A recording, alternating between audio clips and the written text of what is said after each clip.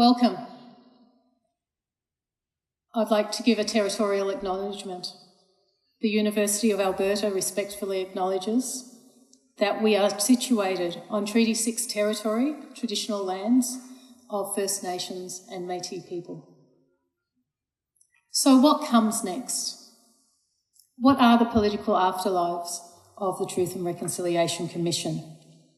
I suggest the answer to this question doesn't lie somewhere out there, but rather with every one of us in this room. Political science and other academic disciplines must accept the challenges and the opportunities of responding to those calls to action which lie in our domain of accountability. And we must do this in relationship with Aboriginal, Métis and Inuit people on whose lands we make our homes and livelihoods. To move beyond relations and institutions of cultural genocide, we need the leadership of the best minds in our academic fields, as well as the expertise and experience of those outside of universities who are busy with community and organisational work and who are making a political difference here and now outside of this room. At the end of this event, the Chair of the Political Science Department, Professor Lois Harder, will provide some words of acknowledgement and some small gifts to our academic speakers. To begin this event in a good way, I've invited Elder Elmer Ghostkeeper to offer a prayer after a presentation of tobacco. And I'll just introduce Elmer Ghostkeeper as a Métis elder and lead of Indigenous alumni relations in the Office of Advancement. He's the former president of the Alberta Federation of Métis Settlement Association and an alumni of this university, actually with a minor in political science. His bachelor's in 1980 and Masters of Arts in Anthropology were gained in 1995. Elmer played an important role in securing recognition of the Métis in the Constitution of Canada. He lobbied the premiers of the Western provinces, primarily Alberta, to ensure support for Métis inclusion when it came to the votes of premiers. Ansikio, Mutuna na skumten, ja enduminin umota tepiai mahayan, nigan, Mutuna mia sekoma, big squee when we are tumoto. Thank you very much for inviting me to say an opening prayer for this very important discourse and talk on what comes next. I think that's a question in all of our minds, and I'm sure we will be enlightened by the distinguished scholars that are up here. I'll say the prayer in my first language, which is Michif and Bushland Cree. Amamwina tawi mau iwakigani no. Aswitam nana samana umagisagaw kanagisoma to be muhtiak wastigdaskamik to be samanaya pisim to mu minikuya to mu ihiya to mu Mitsia. Mina ama oma bixquiwin to mu apachitayak. Iguama petama. Hai.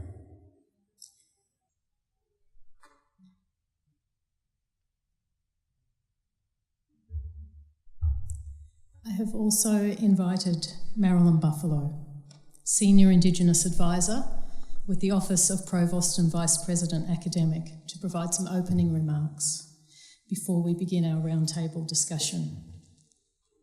Marilyn was raised on Samson Cree Nation and attended Ermineskin Residential School in Muskogee here in Alberta for 9 years, and I could spend many minutes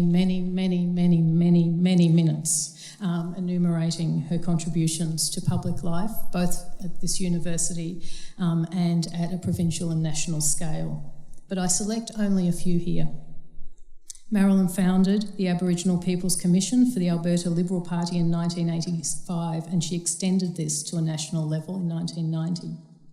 She served as president of the Native Women's Association of Canada from 1997 to 2000. She worked for several years as a senior policy advisor in Ottawa and served as the chair of the UN Global Indigenous Women's Assembly at the UN Indigenous Permanent Forum in 2004. In 2004, she also received a Golden Eagle Award from the Native Women's Association of Canada for her lifetime contributions to Canada's Aboriginal women. And for these reasons, I've asked Marilyn to provide us with some opening remarks. Thank you. Thank you very much, Fiona. It gives me great pleasure to join the company of our guests. Welcome to Treaty 6 territory. On behalf of all of my ancestors, I welcome you. The halls of Meyer Horowitz Theatre, if only they could talk, would tell us stories about our ancestors that came here from 1975 to 79, where we held in this space land claims talks by our elders from the Northwest Territories in Alberta, and we engaged with churches on the discussion, what is now known as Truth and Reconciliation. Over 40 years since have transpired, and we still believe, and it's been fully documented in all of the hearings that have gone on with the Royal Commission, which where many of us has served as many authors of reports, peer review, you name it. We've been involved at every stage of development. But in 1975 to 79, my role as advisor, remember I was only 25 years old, and I never understood the meaning of no, because I was raised in an environment which was culturally safe, where I had the privilege of learning my Cree language and culture till I was age 7. Which is why, later on in life, I believe that drafting policy, good policy, groundbreaking foundational work was necessary at all stages of levels of governments in this country. Because it's not very rewarding work. You don't make a lot of money unless, of course, you join the right people's movements. And I have never been that successful in finding the right routes and all of the right paths with all the right people. Breaking ground, you don't have that success.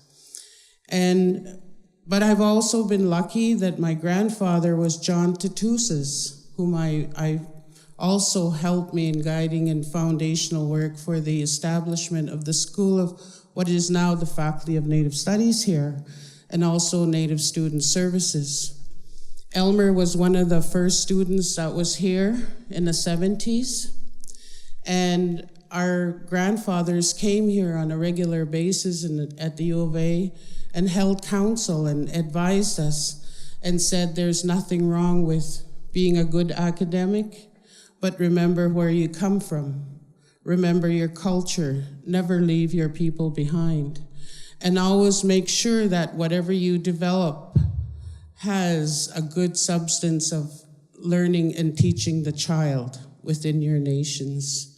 So those are the guiding principles that have guided me in my work, and also not afraid to challenge senior officials at whatever level of governments, nationally and internationally. So to all the young people, I want to say, open your mind and your hearts. Remember the calls to action, the Truth and Reconciliation also involves you. Never think that it is disengagement from you and your reality, because all of you have gifts. Each one of you have been given gifts from the Creator and how you can implement the calls to action. So with that, thank you very much, and thank you, Fiona, for bringing us all together. Hi, hi.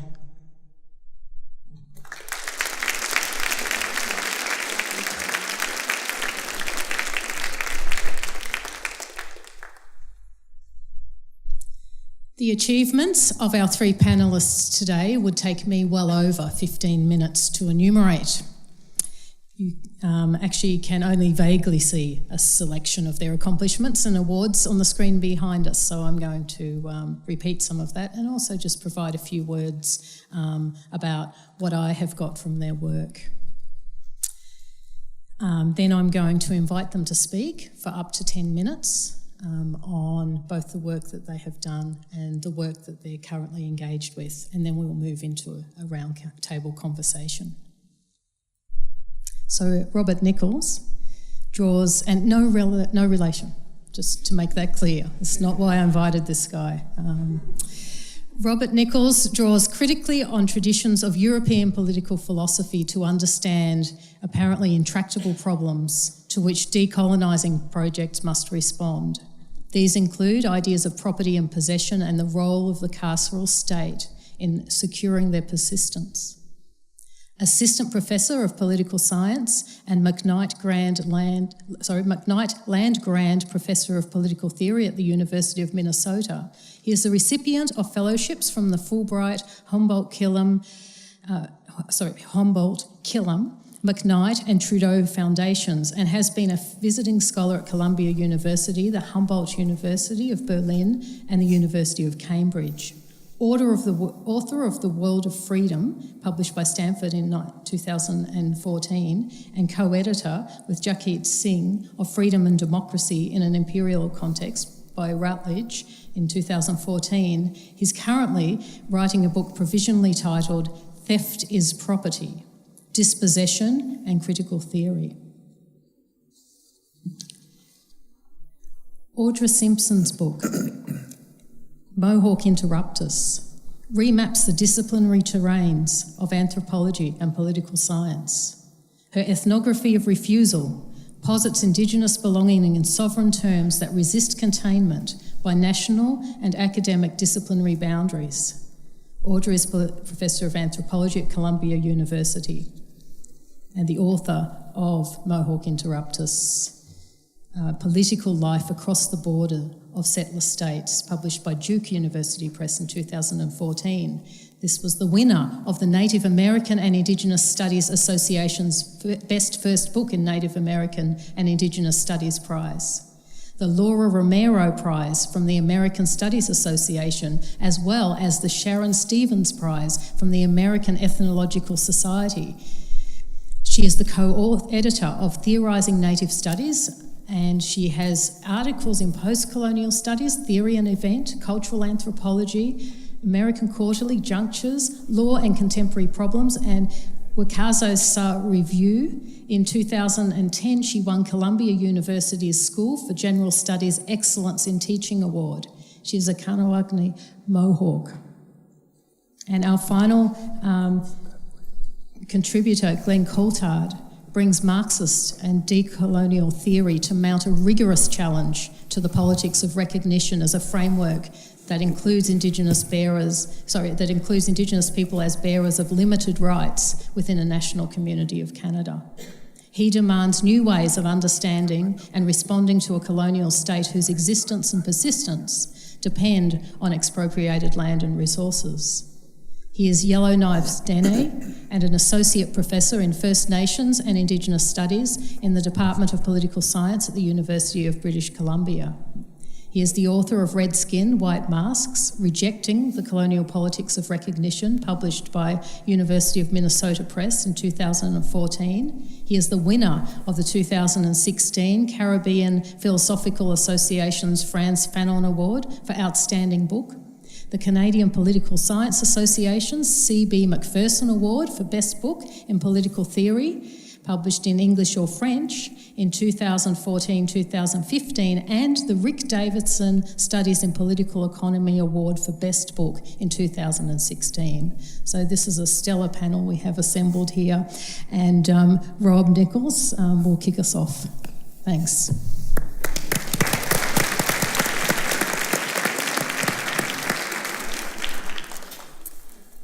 Thank you. So first I want to say just how appreciative I am for the opportunity to be here, to be back home in Alberta, where I'm from, to be on Treaty 6 land. In particular, I want to say thanks to our Cree and Métis attendees here for the opportunity to be back on this land. When I arrived today, Audra and Glenn had already arrived and they were already having a drink. And so as a result, I got enlisted to be the first speaker. And as the first speaker, I thought it would be best to just start off with some very broad and general remarks. I won't talk about my particular research project right now. Maybe we could talk about it when it comes to the Q&A, but I thought I'd start just with laying out some very broad and general thoughts on the whole issue of reconciliation. So when I first started to think about this, I started to think about other kinds of contexts where you have a long-standing multi-generational struggle of what is typically initially framed as a minority community that is struggling against a larger majoritarian community. And how in the course of these multi-generational struggles in that way, there typically is a moment at which the whole framework of viewing the question gets inverted or flipped around. So in the European context, for instance, for several hundred years, European philosophers and political theorists and legal theorists continued to write pieces on what was called at the time the Jewish question. And it really wasn't until the horrors of the Second World War that that got completely inverted, where people began to accept the widespread notion that, in fact, there was not and had never been a Jewish problem within Europe, but rather there was an anti-Semitism problem. Similar kind of thing has played out in the context of the United States, where for 150 years people wrote articles and debated about the question of what was, in the language of the time, called the Negro question.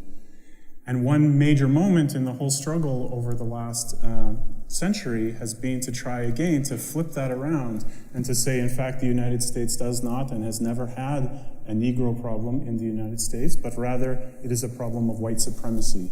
A problem, of course, which is resurgent now in the most vile ways.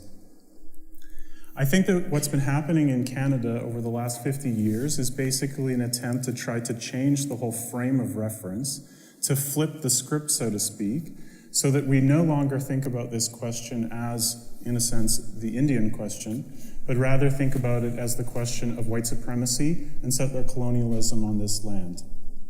When we do that, it completely alters the whole framework and the whole problematic for thinking about the question of reconciliation. It's no longer really a question of how to reconcile Indigenous peoples into this society, but rather how to reconcile this society with itself. How can Canada come to reconcile with itself is, in a sense, the fundamental question when it comes to decolonizing the white supremacist and settler colonial roots of this country. So I think if you think about it in that way, you begin to think about the basic constitutive tensions or contradictions that are at the heart of a society like this. And that's what I mean when I say one way of framing this is to think about the problem of how to reconcile Canada with itself. Because what you're trying to do then is resolve constitutive or fundamental tensions or contradictions at the heart of this society. And I think there are basically two kinds of contradictions of different orders or different sorts. The first of these is basically a contradiction between the explicitly held normative principles or the fundamental ideals that the society espouses and its actual practices. So this is a contradiction essentially between what it is we say and what it is we do. The most famous example of this comes out of the US context, where you can think, for instance, of how the founders and the writers of the Constitution of the United States claimed to espouse the fundamental equality as a self-evident truth, that all men were created equal, and yet in all kinds of ways, in all the actual institutional practices of that society, they facilitated slavery, native dispossession and genocide, other forms of gender and sexualized hierarchies. So what you had there was, in the constitutional framework, the commitment to a set of basic normative principles, but in the actual institutionalized practices of that society, something quite different. And that creates a kind of fundamental contradiction at the heart of the society, which, when left unchecked or when left to fester, can actually produce a wider spread crisis of legitimacy. as more and more citizens come to realize that their society does not live up to the basic norms and ideals that it espouses. I think in Canada we have something like that. I think that Canada espouses as a basic normative principle the rule of law and the principled idea of collective self-determination. The whole idea of Canada, the whole existence of the country, its differentiation, for instance, from the United States, is predicated on the idea of collective self-determination of people. And yet at every turn, Canada has undermined, in all kinds of ways, the collective self-determination of the other nations that coexist, that exist on this continent along with us. And so that just leads to a basic fundamental contradiction between the supposed norms or ideals that are held by the society as a whole, particularly espoused in sort of meta-theoretical documents like the Constitution, and the actual practices of that society, a gap between what it is we say and what it is we do. But I think that there is another kind of contradiction that is also deeply woven into this society that is even harder to reconcile or even harder for us to get around. And I think that this is different from the first because it's not so much a contradiction between what it is we say and what it is we do, but a contradiction between two different things that we're doing. So I think that in any sufficiently complex society, there are different kinds of subsystems within that society that operate under different normative principles and different organizing logics. So what I have in mind is something like having a political and juridical sphere that has its own principles and norms of regulation, its own logic of operation, on the one hand, versus, say, an economic sphere with different norms, different practices, different institutional logics, maybe a religious sphere or a cultural sphere, an aesthetic sphere, and so on. And what can happen is these basic systems within the society come to be in fundamental tension or contradiction with one another. And that becomes a deep problem of resolution within the society. I think that the so-called problem of reconciling indigenous peoples is partially, at least, an effect of a more fundamental contradiction internal to Canadian society. And that contradiction is between a juridical and political order that espouses and tries to institutionalize something like Aboriginal title, on the one hand, and an economic system that is predicated upon unlimited expansion and growth. The capitalist economic system within this society is constitutionally structured in such a way that it requires continuous expansion and growth, the continuous acquisition of new resources, new bodies, and new markets for its purposes. This leads it into a fundamental tension with the espoused ideals and institutionalized practices of recognizing and affirming Aboriginal title, because there's simply no way to recognize Aboriginal title as a fundamental underlying title to this country, while at the same time continually expanding and growing a capitalist system that exploits and plunders the land for different purposes that run in contradiction to these basic legal norms. If that's the case, then we have a much deeper problem than the first problem I mentioned, the problem between what it is we say and what it is we do. It's not so much a problem of hypocrisy, that we sort of say one thing and do another, but rather that we have different kinds of systems operating within the society on their own independent logics, but these logics cannot be reconciled with one another. If that's the case, then before we can even begin to think about the issue of reconciliation in relation to Indigenous peoples, Canada must think fundamentally and seriously about how it's going to reconcile itself with itself.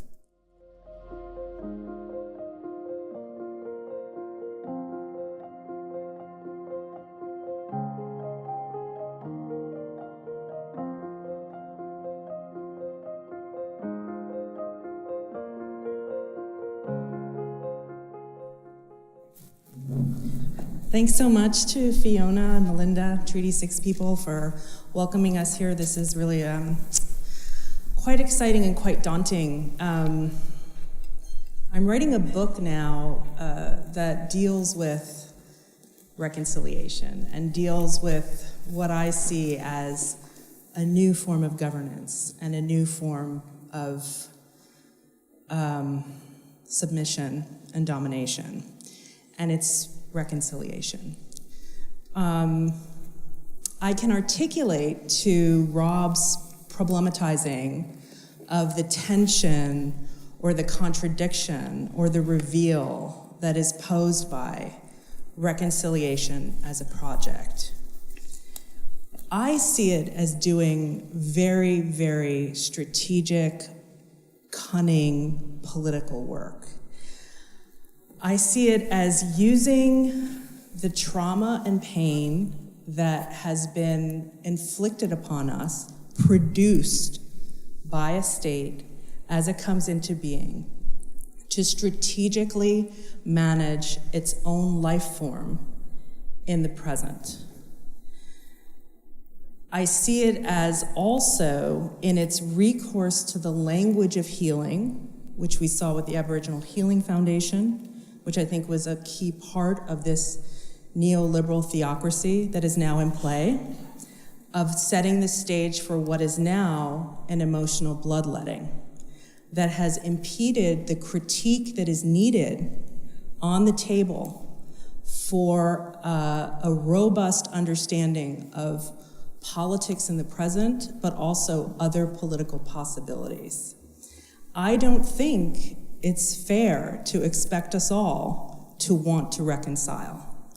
Reconciliation requires harmonizing, what some theorists call commensurating, making, who are they? The accountants, right? Talk about reconciling a ledger. I think pain and suffering is not reconcilable with settler sovereignty. So to me, I appreciate very much Rob's accounting, not to call him an accountant, although to maybe make him blush a bit, accounting of the tension. I think indeed we can look at this as a kind of normative impasse. But I think the project, or the way I'm seeing it unfold, is simply impossible and yet irresistible.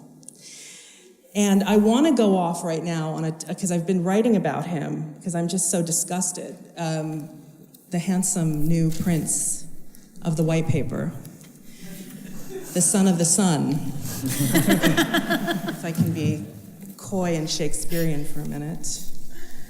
And his irresistibility, not only to white queer publics, the boys love him, but also I think everybody seems to love him. He was the next great thing. He's also pro-pipelines. He will rape our land. He is raping our land. And I don't know what to say yet about this inquiry, which needs to be better than it is, right? But out of respect for the families, I won't go further. But either way, I won't go off on that tangent, although it is a piece of the book and I'm starting to write about him. But the thing I want to say in terms of this emotional history or this emotional project of governance, which is what I see this as, is it's a fantastic political ruse to keep extracting, to keep dispossessing, and to keep us in our place. But to keep us in our place now as wounded subjects that are supposed to be simultaneously healing and restoring a state that I think, in fact, is not restorable, right? And so my question would be, and I don't have the answer, so you can hate me for that. My question would be, what are the other possibilities, right? Are there other possibilities beyond this therapeutic healing model, which I think does some good work for people who need to talk, but it also, I think, pathologizes politics and militarized struggles in way, and also pathologizes the necessity of critique, because there is not a critical impulse in suffering, right? It is a supplicant position. It is not a critical position. So I'm quite irritated by it intellectually, but I do think it is a productive site, I think, of interrogation. And the project for us, for those of us who are alive to this and are trying to think about it in ways that are respectful of our parents and our grandparents who went through this system, who find some relief in this model, to also keep an eye on what is going on before us, what is going on with electoral politics, what is going on with this new Son of the Sun, and also what we are to do intellectually and politically as citizens of our nations. What I don't like about the survivor discourse is that it removes these people from their nations, from their polities, from their families, and reinscribes them as survivors. And I get that that is can be a position of empowerment, but it also removes them from the very, I think, interruptive and challenging position of a First Nations or Indigenous citizenship in the face of a state that would still have us disappear. So rather than disappear our political specificities into this category of survivor or descendant or whatever, I think we might want to intellectually, politically, carefully, gently somehow think about the work that's being done with this relanguaging and this re-subjectivizing by the state and also within our own communities.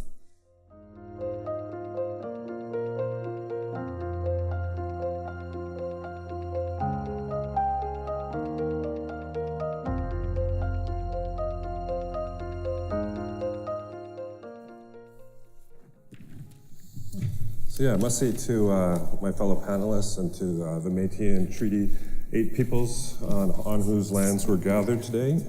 In Redskin White Mass, I obviously take on the language of recognition and reconciliation, which often are paired or almost synonymous. And I do so by doing a political history of the emergence of recognition and reconciliation in this country, which I claim has two kind of fundamental sort of issues that are attempting to be resolved in that emergence. One, as in all contexts where reconciliation emerges as an industry or institutional apparatus, is the question of violence. So the state is attempting to restate itself as the sole, in a Weberian sense, legitimate executor of political violence. This either comes in the wake of previous violences that has destabilized and decentered that sole legitimacy, or in the case of Canada, in attempting to curtail the emergence of an uprising violence that was due largely to an increase in Indigenous militancy from the 1970s into the 1980s, which culminated in Oka, and then you see the crystallization of this institutional form of reconciliation in the terms of reference, particularly for the Royal Commission on Aboriginal Peoples, and then it catches on and takes on its own life. The second and related issue that's always at play when reconciliation comes into public discourse has to do with, and I think Rob's right here, capitalism and flows of capital accumulation.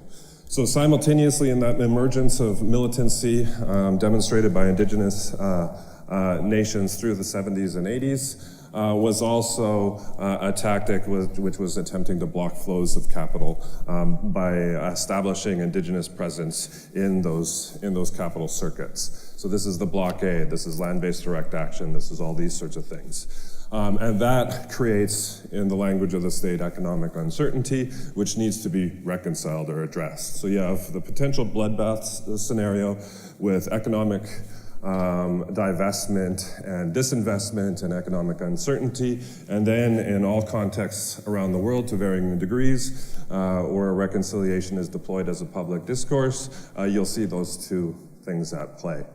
And in Rob's sense, they're supposed to create that economic certainty that gains access and security to those lands in an orderly and non-confrontational or violent sort of fashion.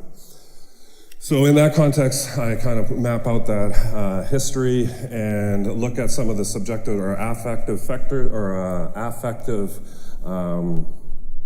issues at play in that reconciliation as a language wants to pathologize, and that's Indigenous people's anger, our resentment, our unwillingness to get over the past. We're suffering from this legacy that we can't heal ourselves from, therefore reconciliation, and I show how it is a generative of critical sort of Indigenous resistance and thought. So Like my co-panelists here, we're not really friends of this language or apparatus. And my newer work kind of, rather than looking at the afterlives of reconciliation, so what comes after, is to pay attention more historically to its previous lives. What were the sort of relationships, the kind of theorizing, the deep engagement with other ideas and other peoples that form the core of that militancy that reconciliation came in to pacify. And this has taken me to look at kind of the unspoken histories or subaltern histories of Red Power in Canada. And in particular, the relationship between third and fourth world solidarity movements and theorizing and the kind of international basis and Indigenous peoples' relationship to the international core and base of global anti-imperialism and anti-colonialism. And we'll see an interesting take on relationship if we want to think of reconciliation as some sort of relationship. And it was during these movements in the 60s and 70s, and then started to kind of become a little bit more passive in the 1980s, where we were not concerned with reconciling with Canadians. We had little concern with reconciling with the state. We had little concern with reconciling with a hegemonic whiteness. What we were attempting to do was forge relationships with the wretched of the earth. We were attempting to forge relationships with the darker nations. And it was this international mobilization which involved the influence of Fanon and Mao on inner city Vancouver Red Power movements like the Native Alliance for Red Power, which influenced the early Squamish organizers, labor organizers, who are aligning themselves with international militant labor organizations like the Workers of the World, so the Wobblies, which informed George Manuel's early internationalism, which was established in relationship to the non-aligned movement, as influenced through the work of Marie Smallface Marule and her work in Africa, established tangible relationships and friendships with people in Tanzania, the People's Republic of China, which also influenced the Dene radicalism of the 1970s, which was both influenced by, obviously, Cuba, but more importantly, Tanzania and the People's Republic. And we would travel there. We would, these ideas would, from kind of Marxist third worldism, would percolate amongst our young militants and not replace Indigenous traditions, but would provide a supplementary frame from which we would develop a combative consciousness, not one that was conciliatory to the circuits of accumulation of capital, of land dispossession, and other systemic forms of state and patriarchal control that the reconciliation discourse nowadays is profoundly complicit in, if not an important ideological reproducer of. So it's it's the pre-lives, I think, of reconciliation that we need to examine more thoroughly and kind of really sort of critically engage with those relationships that this kind of conciliatory path that we're on is attempting to erase from our lived memory. So that's the new work in relation to some of the stuff that my colleagues and friends here have said, and hope that we can carry on the conversation in Q&A. Thanks. Thank you. I will start off.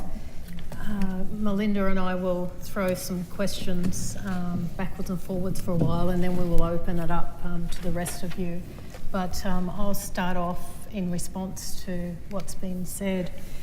A couple of things. One that is really strongly coming through is the way that reconciliation appears at this moment through the Son of the Sun in the political sphere as a new beginning. As an exercise of shiny nation building after an unfortunate past, and then we have the healing of the unfortunates who are not recognised as sovereign, are not recognised as belonging, but are constructed as wounded and only requiring the healing that only this national reconciliation can produce. Now, your work emphasises what has not changed, it emphasises what continues to happen, such that cultural genocide and other versions of genocide that in no sense are limited to the cultural in an anthropological sense persist. So I wanted to ask how you see resistance to this formal policy of reconciliation being played out in the university and also within your communities. Like, how is this resistance, if you like, still alive? How does this pre-life persist? And the other question was whether, as relates to Rob, the white supremacist subject and the white supremacist nation in fact need to be reconciled, or whether they need to acknowledge their inherent dividedness, these contradictions that you point out between the ideal theory and the actual practice. And I guess in all of your work, how do these recognitions of incoherence and illegitimacy provide ways of undoing the kinds of capitalist logics that keep us repeating over and over at this moment of reconciliation and its afterlives? So that's a really tough question. Resistance to reconciliation right now is like, I think, living in a critically, I keep using the language of critique because I think that's one of the hammers that's come down on us with this therapeutic discourse and set of practices, and the ways in which our own people have been called into this project make it very difficult to be an asshole, right? And to say, you know, look, this is a ruse. They're doing this to us. Again, we can't name the perpetrators. Who is this for? You know, my dad got his $10,000. Like, it's coming, it has been coming at us for, in the history that I referenced in this piece that I have coming out, I trace it back to the Oka crisis and the so-called failure of the Meech Lake Accord. And I think just within 3 months, and some of you have heard me maybe present this paper, it's now going to be, like I said, a chapter, and it'll be a chapter in a edited collection, and it'll be a chapter in the book, is, you know, within 3 months you have Phil Fontaine not confessing, and it felt like a confession to the late, great Barbara Frum. Remember Barbara Frum? Some of us are old enough to remember her, about sexual abuse. And I felt like, I didn't feel like it then. There were other feelings I was having then, because it was the 90s, it was post-Oka. And I've said in a vernacular way in other talks, you know, for the first time I saw Indians crying in front of white people. And, you know, Oka is not the only, I'm not gonna be Mohawk-centric, right? I'm gonna be outside of what some out here might say is our cultural imperative out east, to be a little Mohawk-centric, whatever. We are not the center of the indigenous resistance world, I know that. However, I do start the story with Oka because it was after that that you start hearing about something that had been going on for quite some time, which was the pain and the suffering that indeed my people and a lot of people in this room and their ancestors had suffered in these schools. But why is it that you have, just 3 months after Oka, this great confession by Phil Fontaine, which was he was actually quite dignified about it, it still felt like a confession, and then all of a sudden it's like the lid goes off. The scandal. So you have the scandal of residential schools, and this language of scandal is interesting, that seems to want to subdue the incredible, what was really quite a moment, and I've argued in my book, was actually itself a structure on its own of indigenous resistance to white land encroachment into our territory. So why is it that you have this happening then, right? And I'm not saying Barbara Frum was on the phone with Mulrooney or that Chrétien was speed dialing Fontaine. I'm not saying that, right? But wink, wink. No, I'm joking, I'm joking. But I mean, I thought that sort of set of the temporality there was interesting. And then you have, I think, through that decade, a kind of dialectic between, subduing the kind of the ongoing threat to Canadian settler sovereignty through these blockades, what Glenn describes as blockages to capital, what our people know as blockages to capital, but not only that, making non-native people inconvenienced, making them think about the territory they move through, calling attention to our issues, getting ready to put our bodies on the line yet again, and then you have the beginning of this palliative, because the Healing Foundation comes after that, right? Another 4 years, 5 years? RCAP is going on, a Healing Foundation is happening, people are building houses, all of a sudden the contracts are good, the living is easy for a couple of months or a couple of years, and then it's done. The money dries up and we're left with the same problems. Then you have this, what I saw as almost a monstrous figure in neoliberal politics embodied in Harper, and I learned different things about him. I just spoke to Matt Wildcat last night, had a wonderful conversation about he's not defending him, but there's other data on his funding policies. But you have him setting up perfectly the embrace of the Son of the Sun. You also have him apologizing and then forgetting just a short time later claiming there's nothing to apologize for. So you have, I think what I saw was in the prior decade, a dialectic between a kind of resolute demand and then this touchy-feely bloodletting, which is emotional, which is collective, which I get. It was, to me though, it's infuriating. It's not something that makes me want to cry. It makes me want to kick some ass. So there's a different, I think there are different ways, of course, and I'm a different generation. I didn't actually have to go through it. There are different ways of working through injustice. And that's what it is. It's an injustice. And as Glenn said, and I think other people have said, and I've said as well after Glenn, I'll give him the credit for this, is it locates in this therapeutic discourse, Diane Million also, who has done a really spectacular genealogy of this affective move and linked it directly to United Nations discourse, right? In that book, is it Therapeutic Nations, I think is her book? It locates the source of the problem in the individual, not in the state, not in what he calls the colonial relationship, but in the individual. We're not the problem, right? They're the problem. That's the problem, right? So this is where I see this is really quite cunning, to borrow Elizabeth Pavanelli's language, and also I think she's picking it up from Partha Chatterjee. It's cunning because it makes you think that things are not as they are, right?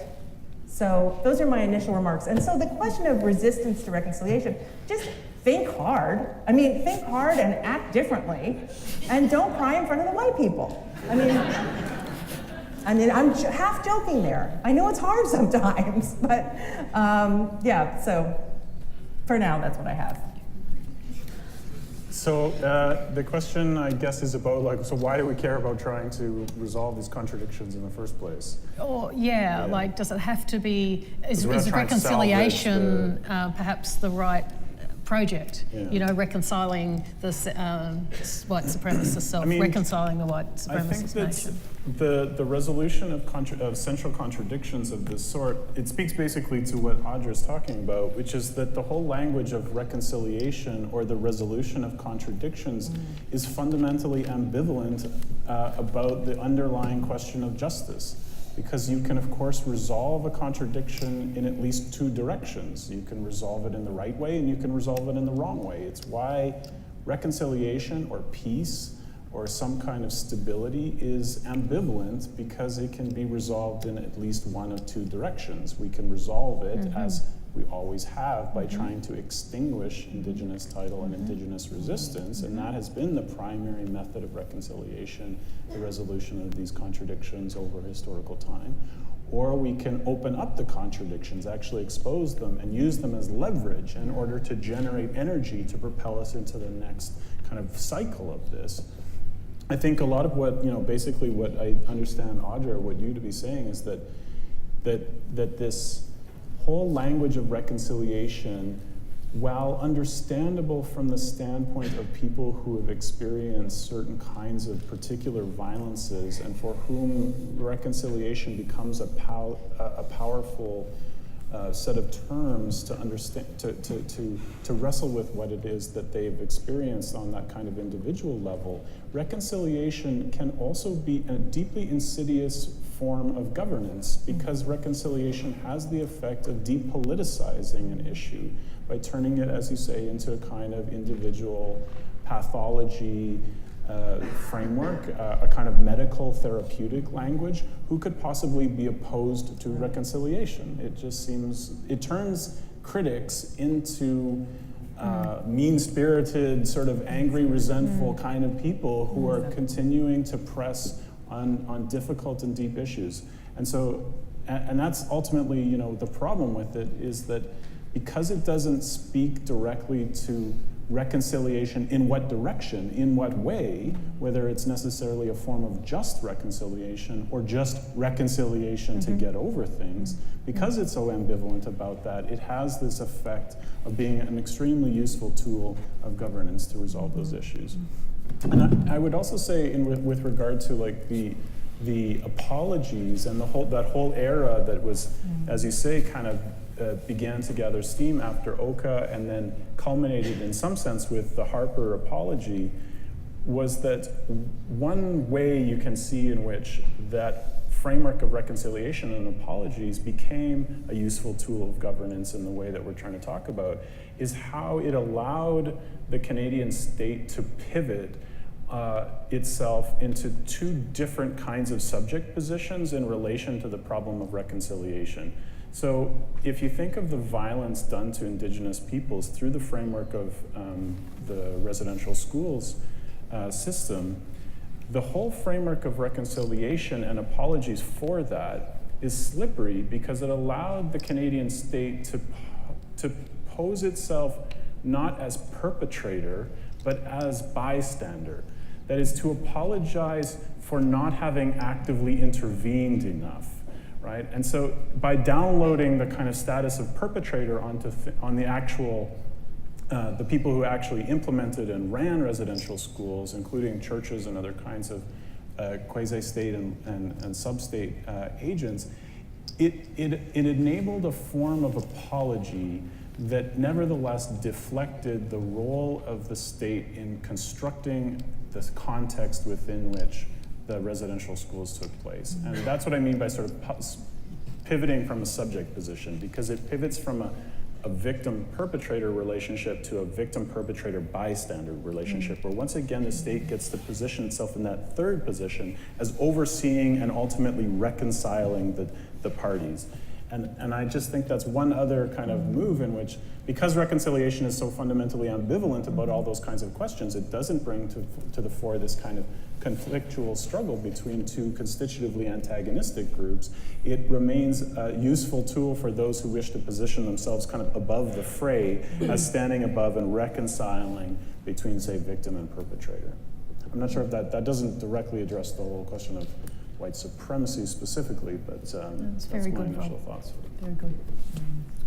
Just also to add, because dialectics came up and kind of reconciliation is something to come to grips with or overcome these contradictions. I also think it's important, looking at this longer militant political history, that it's overcoming not so much the contradictions, or it's trying to reconcile itself with itself through this kind of apparatus, but also the kind of the radical potential of the antagonism as well.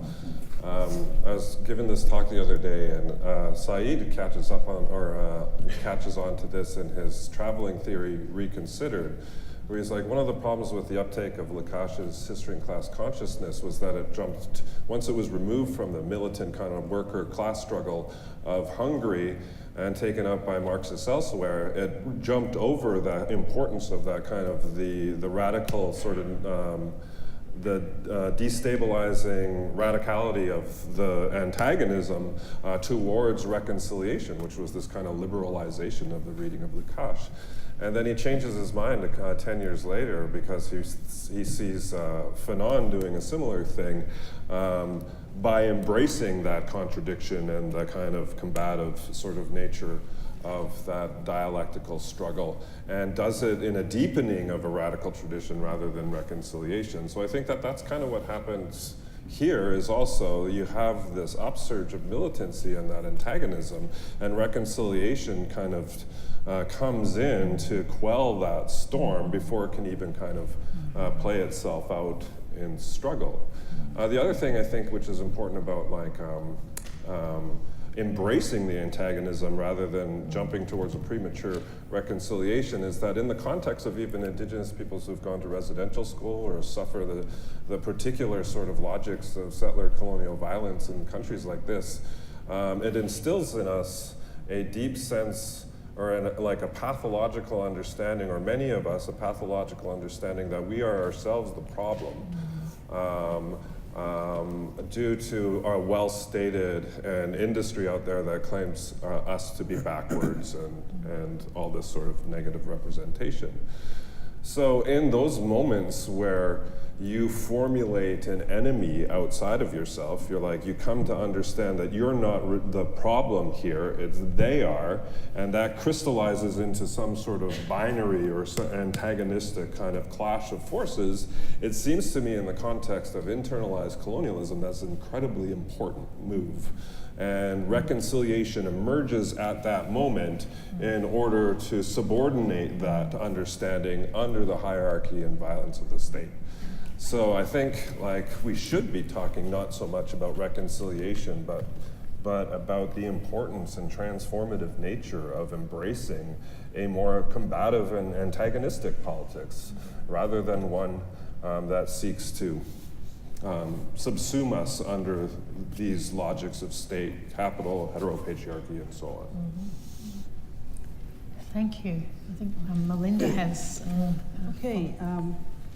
So I wanted to return actually to the title of our roundtable, which draws on Saidiya Hartman's The Afterlives of Slavery, actually to link up to what Glenn was talking about in terms of the pre-lives of the TRC, because I also think there is something in there that allows us then to imagine kind of new solidarities with third and fourth world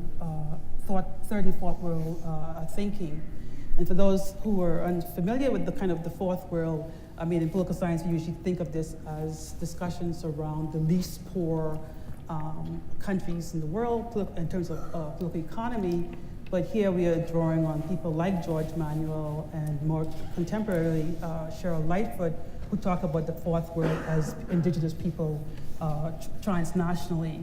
And so there's lots of work on that in terms of the fourth world, but I think less taken up in our disciplines.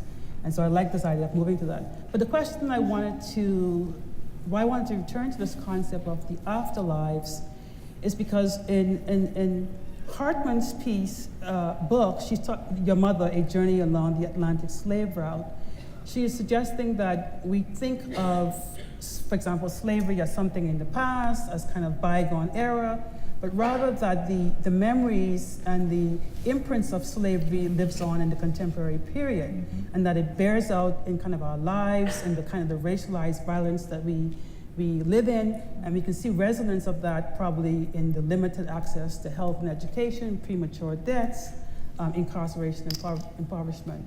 So I actually think there's some resonance here with how we think about the afterlives of the TRC, because the afterlives carry with it the violence of dispossession, and that talking and the violence of the state, and so those imprints are carried on intergenerationally, But by talking about reconciliation, I'm not persuaded that we actually get to grappling with those kinds of questions, but also the ways in which they play out in the contemporary moment.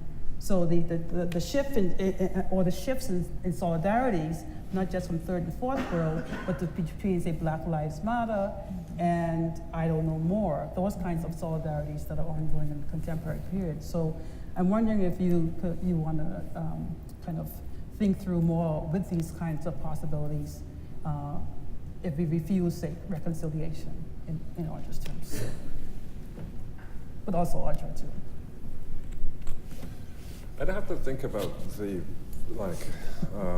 in relationship to Hartman a little bit more, but the idea, the kind of idea that reconciliation, or it's the representational sort of pull of it, or function of it is to separate that past from the present. So it's like, and that's why I've argued residential schools are an easy target, because they're closed.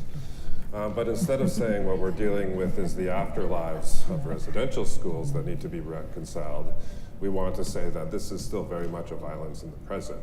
Similarly with slavery, it's not that slavery is now a practice that's over. It has violent, structurally violent present that is still very much alive, not after lives, or in that sort of sense. So it's kind of to break with, in that way, in the Canadian context, that temporality that's assumed, or actually does a lot of ideological work in making us not really understand our present.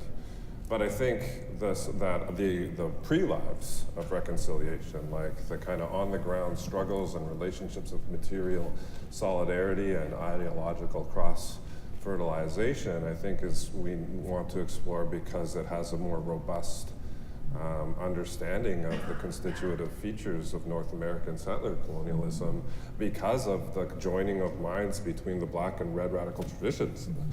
And it was well established too, like it was, and it's a history that we we ignore at our peril, not only to kind of reestablish those relationships of solidarity, but in order to kind of come with the intellectual and theoretical muscle necessary to understand the mechanisms of settler colonialism and its political economy. So that's kind of what that gesture is supposed to do, is not only kind of repair damaged relationships, but start to see how our putting our minds together comes up with a more robust understanding of our present and how to overcome it.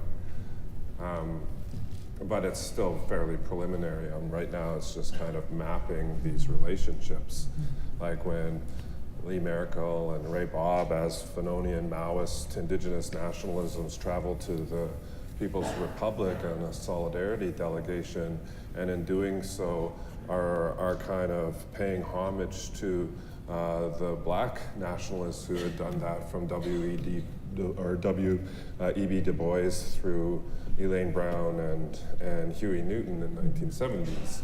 And then the relationships between kind of the Black Power movement in Berkeley and how it filtered into kind of the Métis nationalism of Howard Adams. And all these sort of like these relationships were not just ideological, like the ideas, but there was like support for each other's struggles on the ground. And somehow we've kind of, I think partially in this premature turn towards reconciliation, have forgotten that history and what it can teach us. I think reconciliation as it stands today is fundamentally dehistoricizing, but selectively historicizing. So like as Glenn said, it selects for one thing, right? Residential schools and that was kind of funny because they're over, they're closed, right? But there's also the whole apparatus of the Indian Act. There's the dispossession itself. So if we take a notion like afterlives, which is really quite excellent, alongside of this could give us, there could be nice slippage back and forth between the notion of structure, right? Because we're all over this in settler colonial studies. Invasion is a structure, not an event. And then we all try to use this to think about the ongoing life of dispossession, or the ongoing life of settler violence, or the ongoing its ruptures and its continuities. If we think about afterlives also, we can think robustly about this ongoing logic, right, of whether it be elimination or just, I don't know, white supremacy and located, right? But there are deeper histories, I think, even than Glenn is mentioning with abolitionism, right? William Apis, a Pequot minister who was African and indigenous, moved into Mashpee territory and helped them to raise hell using, I'm learning from this piece by Andy Doolan, using abolitionist discourse, in particular this writing by, I think, a white guy, Garrison, but who's using formerly enslaved Africans' writings to make these arguments, which are in a sort of totally against this so-called colonization of Liberia. So there are these kind of intellectual and political trackings that go back in the state, what is now the states, in indigenous territories to the 1830s, right? That people just don't talk about or know about or care about, and seem to want to imagine discrete political projects that are similarly affected but disparate. And yet we are all being subject to dispossession, violence, and there are these entanglements, right, that are themselves, I think, co-constitutive also. Right? So.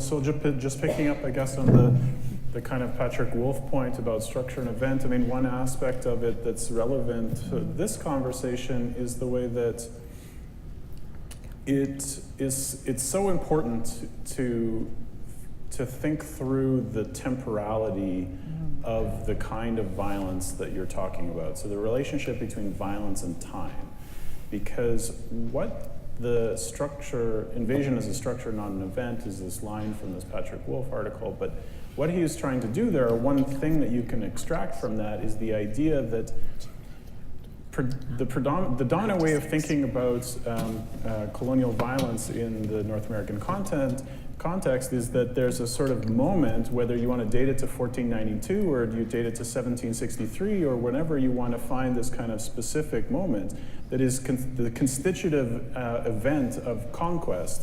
And then what happens is the further away from that moment we get, time comes to erode essentially the normative valence that derives from that violence, right? That the people who are affected by that violence have their claims undermined the more time passes, because time has a way of dissipating and eroding the original violence. So if you locate the violence at a punctuated moment in time, then time undermines the claim as it passes.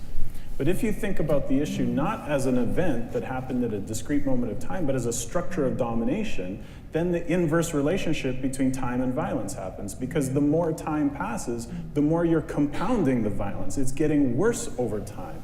And so the people who are most victimized by it have increasing claims against their oppressors as that time passes. So it matters a great deal whether we think about conquest as a sort of discrete historical moment in time that we're getting further away from, or as a kind of structure of domination that is compounding, layering on top of itself as time passes. We're adding, bricks on top of it, and that actually creates more impetus to deal with the issue rather than less.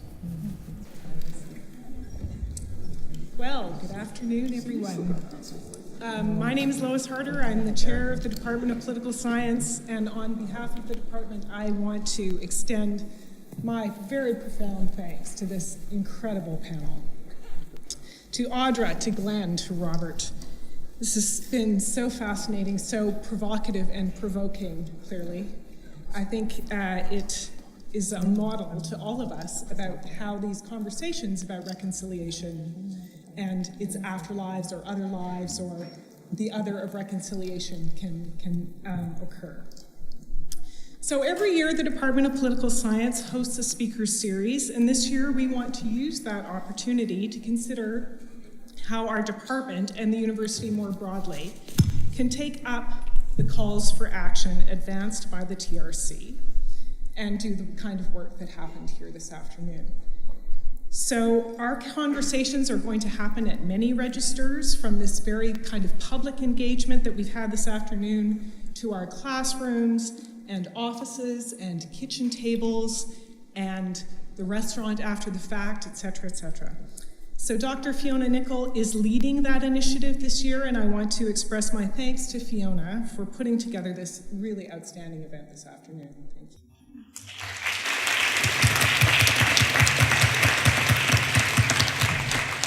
Some other thanks are due as well to Elmer Ghostkeeper and Marilyn Buffalo for setting us off this afternoon, to Janine Brody, to the Alberta Gambling Research Institute, the Cool Institute for Advanced Study, and the Research Creation Collab for their financial support.